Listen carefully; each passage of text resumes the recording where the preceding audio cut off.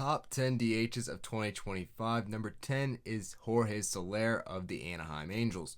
His production may drop off some this year being in Anaheim, but this is a guy we've seen play really well in San Francisco and that pitcher-friendly ballpark, and he also led the league in home runs when playing in Kansas City. So pitcher-friendly ballparks don't seem to hold him back all that much. And Soler has established himself as a very consistent slugger and a good DH to have. Then at the number 9 spot, we have Kerry Carpenter, and there are a good amount of question marks when it comes to Kerry Carpenter, like will he face left-handed pitching?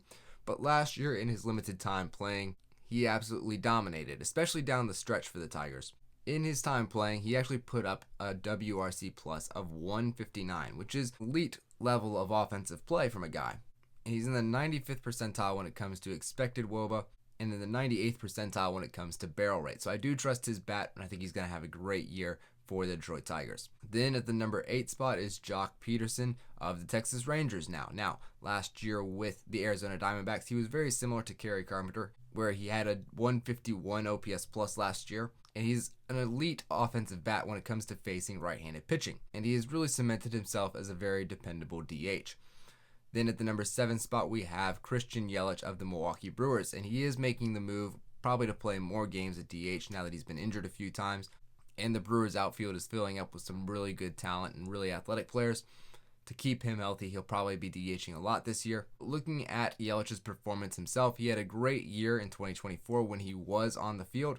Obviously got cut short due to the injury, but when he was on the field, he was playing at an MVP pace. And just like Joc Pederson and Kerry Carpenter, he has an elite bat, which we can depend on to continue. The thing that puts him above Pederson and Carpenter, though, is the fact that he's not just a righty specialist like those two are. He also has speed, and he doesn't strike out nearly as often as the other guys either.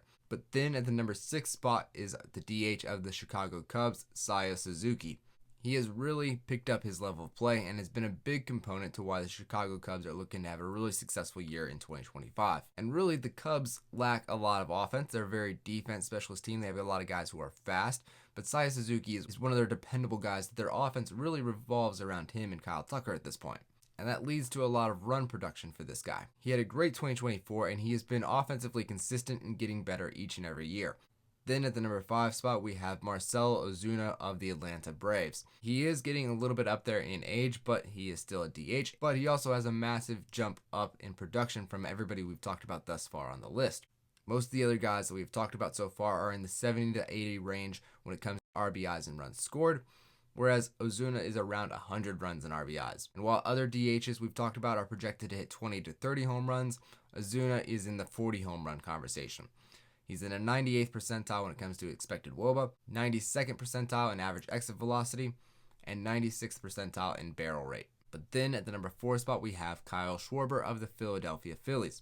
He is also in the 100s when it comes to both runs and RBIs most years.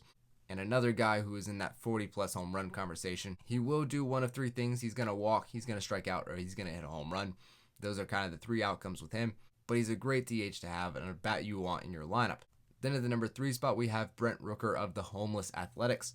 He had a great breakout season in 2024 with a 165 OPS plus, which was amazing.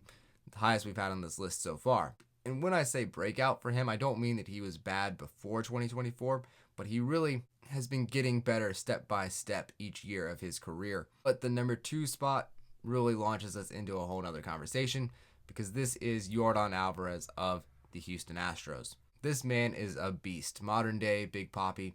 He rarely strikes out. He has incredible bat control. And actually, the surprising stat with him is over the last 3 years, no DH on this list, even the guy in front of him, has a higher OPS plus combined over the last 3 years. Also, no DH on this list, also including the guy in front of him, has a higher OPS plus on their career than what he does. I think the gap between number 2 and number 1 might be a little bit closer than what people think. Although he has struggled to play full seasons a little bit, and that's kind of been the main thing that's held him back. But number 1 is Shohei Ohtani, of course. He was the best hitting DH last season, and it was by a pretty sizable margin. Ohtani did outdo Yordan in OPS last season, and obviously Ohtani did stay on the field a good bit more than Yordan. Ohtani also has more run production than what Yordan does. He also hit 50-plus home runs, which Yordan did not do. And obviously, he's the fastest DH in the game. He stole a ton of bases last year as well. And so, with the dependability of playing more games, as well as the fact that he's going to get more run production and probably hit more home runs and steal way more bases than Jordan, Ohtani has to be the number one DH in all of baseball for 2025.